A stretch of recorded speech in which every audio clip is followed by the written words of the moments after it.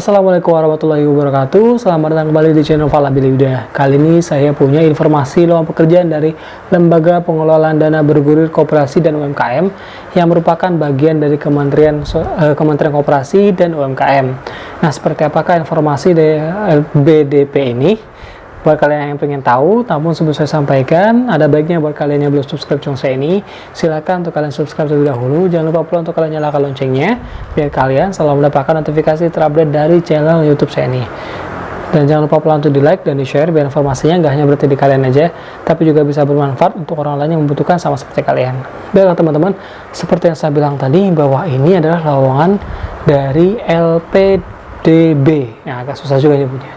Yang intinya adalah Lembaga Pengelolaan Dana Bergulir Koperasi UMKM, dan ini adalah bagian dari Kementerian Koperasi dan UMKM. Jadi, namun statusnya di sini yang perlu teman-teman ingat adalah bukan sebagai PNS, namun rekrutmen pegawai non PNS, ya, dan juga tidak dijanjikan untuk menjadi PNS nantinya. Tapi teman-teman akan berstatus mungkin sebagai pegawai kontrak di sini. Dan kali ini dia membuka kesempatan berkarir untuk lumayan banyak posisi, ada 10 kalau nggak salah, dan diperuntukkan untuk kalian yang merupakan lulusan sarjana. Nah, untuk informasi lebih lanjut mengenai posisi apa saja yang dibutuhkan dan juga kualifikasi dari masing-masing posisi dan bagaimana cara melakukan pendaftarannya, silakan teman-teman simak penjelasannya dalam video berikut ini. Nah, baiklah teman-teman, adapun persyaratan pelamar jika memang teman-teman berminat untuk mengisi posisi di LPDB KUKM ini, yaitu yang pastinya kalian harus merupakan warga negara Republik Indonesia, pendidikan minimal S1, S1-nya apa aja nanti akan saya jelaskan di setiap masing-masing posisi yang terbuka, lalu juga memiliki IPK dengan minimal 2,75 untuk perguruan tinggi negeri dan 3,00 untuk perguruan tinggi swasta dengan skala 4. Diutamakan berpengalaman kerja minimal 2 tahun di bidang yang relevan dengan posisi yang dilamar. Ini diutamakan ya, tapi bukan berarti yang fresh graduate tidak punya harapan untuk mencoba mendaftar di sini.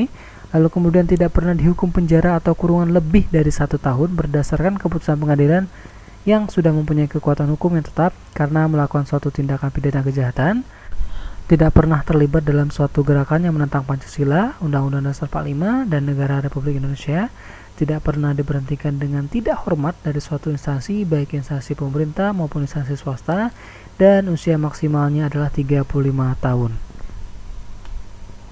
Nah, adapun posisi dan juga kualifikasi pendidikan serta jumlah formasi yang disediakan oleh LPDB ini, yaitu untuk posisi yang pertama adalah sebagai staf monitoring dan evaluasi dengan kualifikasi yang dibutuhkan adalah kalian yang merupakan lulusan dari ekonomi, teknik ataupun statistik, dan jumlah formasi yang tersedia di sini adalah 3, dan nama jabatannya nanti adalah pengelola monitoring dan evaluasi.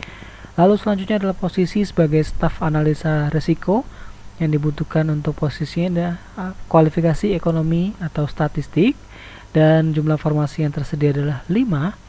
Lalu selanjutnya adalah posisi staf bisnis, dan latar belakang pendidikan yang dibutuhkan untuk formasi ini adalah ekonomi, teknik, dan juga statistik, dan jumlah formasi yang tersedia cukup banyak, yaitu ada 8 posisi. Lalu juga untuk posisi yang keempat adalah staf pembiayaan syariah, di mana latar belakang pendidikan di sini bisa ekonomi syariah, perbankan syariah, teknik ataupun statistik, dan jumlah formasi yang tersedia ada 6. Lalu selanjutnya adalah staf hukum 1. Nah, yang di sini adalah latar belakang pendidikan yang diperlukan adalah hukum, dan jumlah formasi yang tersedia sebanyak 2 posisi. Lalu selanjutnya adalah staf hukum 3. Yang dibutuhkan di sini adalah sarjana hukum, hukum ekonomi, syariah, perbankan syariah, dan jumlah formasi yang tersedia adalah 2. Next, staf hukum 2, latar belakang pendidikan yang dibutuhkan adalah merupakan lulusan hukum dengan jumlah formasi yang tersedia adalah 1 saja. Lalu selanjutnya adalah staf humas dengan latar belakang pendidikan yang dibutuhkan adalah hubungan masyarakat ataupun komunikasi, dan formasi yang tersedia adalah 1 saja.